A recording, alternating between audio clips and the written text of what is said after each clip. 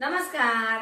World of शोभा या channel मध्ये आपल्या सर्वांचं खूप खूप मनापासून स्वागत.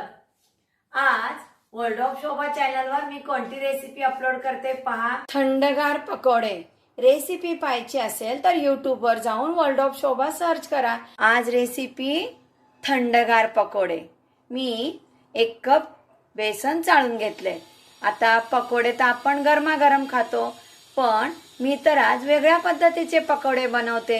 पकोडे तर बनवणार, पण त्याचा स्वाद जो आहे तो थंडगार लागणार आहे पकोडे खाताना. प्लीज रेसिपी स्किप न करता पहा. 1 कप बेसन, पाव चमचा हळद, अर्धा चमचा जिरे पावडर, पाव चमचा हिंग, चवीनुसार मीठ, पाव चमचा ओवा.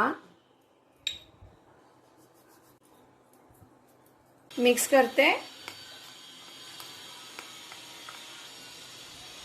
थोडं पाणी घालते. मिक्स करते. बेसनच्या गुठळ्या राहता कामा नये. हे पकोड्यासाठीचं बॅटर व्यवस्थित फेटून घ्यायचंय. एका डायरेक्शनला बॅटर मी फेटून घेते. 5 मिनिटं बॅटर झाकून ठेवते. चिमूटभर खायचा सोडा मिक्स करते.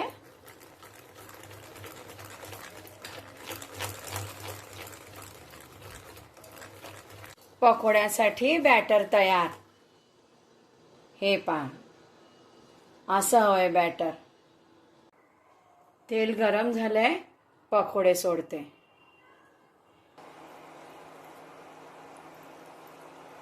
गॅसची फ्लेम लो ठेवलेली आहे. पकोडे तळून घेते. लहान मोठ्या साईज मध्ये पकोडे बनवू शकता. पकोडे फ्राय करून तयार. बाउल मध्ये कोमट पाणी घेतलेलं आहे. थोडंसं मीठ घालते पाण्यामध्ये. मिक्स करते. पकोडे घालते पाण्यामध्ये. 3 ते 4 मिनिटच पकोडे पाण्यामध्ये ठेवायचे आहेत. पकोडे पिळून घ्यायचे. हे पाशे. पकोड्यामधलं तेलही निघून जाईल पाण्याबरोबर. चटणी बनवते.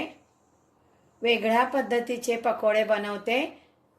1 वाटी बारीक चिरलेली कोथिंबीर, अर्धी वाटीपेक्षा कमी पुदिन्याची पानं घेतली आहेत. 1 चमचा चिरलेलं आलं, 2 चिरलेल्या हिरव्या मिरच्या, थोडे आईस क्यूब, थोडं पाणी. पकोड्यासाठी चटणी मिक्सरला वाटून घेते. वाटलेली चटणी बाउलमध्ये काढते. पकोड्याला छान फ्लेवर यावा म्हणून अर्धा चमचा भाजून वाटलेले जिरे, पाव चमचा काळं मीठ, चवीनुसार मीठ, 1 चमचा लिंबाचा रस, चिंचेचा खोळ 4 चमचे,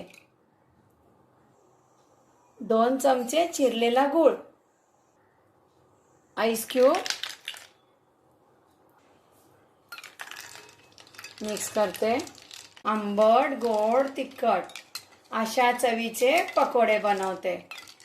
आईस क्यूब मिक्स करून घेते. चाट पकोडे म्हणू शकता. वर्ल्ड ऑफ शोभा चॅनलवर अशा छान आणि व्हेरिएशन रेसिपी आहेत. प्लीज ज्याने कोणी वर्ल्ड ऑफ शोभा चॅनलला सबस्क्राईब केलं नसेल, पटकन वर्ल्ड ऑफ शोभा चॅनलला सबस्क्राईब करा. एक महत्त्वाची टिप, जर तुम्हाला असे थंडगार पकोडे बनवायचे असतील तर पकोडे बनवून ठेवा आणि हे पकोड्याची ही चटणी ती सुद्धा बनवून ठेवा. आणि ज्या वेळेस तुम्ही पकोडे खाणार असाल त्यावेळेस यातली थोडी चटणी बाजूला घ्या आणि थोडे पकोडे त्यामध्ये डीप करून तुम्ही खाऊ शकता. एकाच वेळेला चटणीमध्ये सगळे पकोडे डीप केले तर पकोडे अगदी मऊ होतात. माझी महत्वाची टीप, चटणीमध्ये पकोडे डीप करते.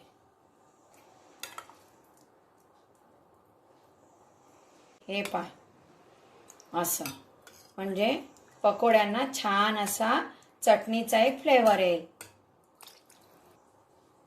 छान अशी बारीक चिरलेली कोथिंबीर. पकोडे बाउलमध्ये सर्व करते.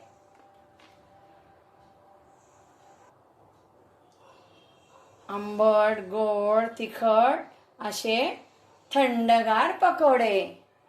अशा छान छान रेसिपी मी घेऊनच येणार आहे बरं. पाहत राहा वर्ल्ड ऑफ शोभा चॅनल. नमस्कार.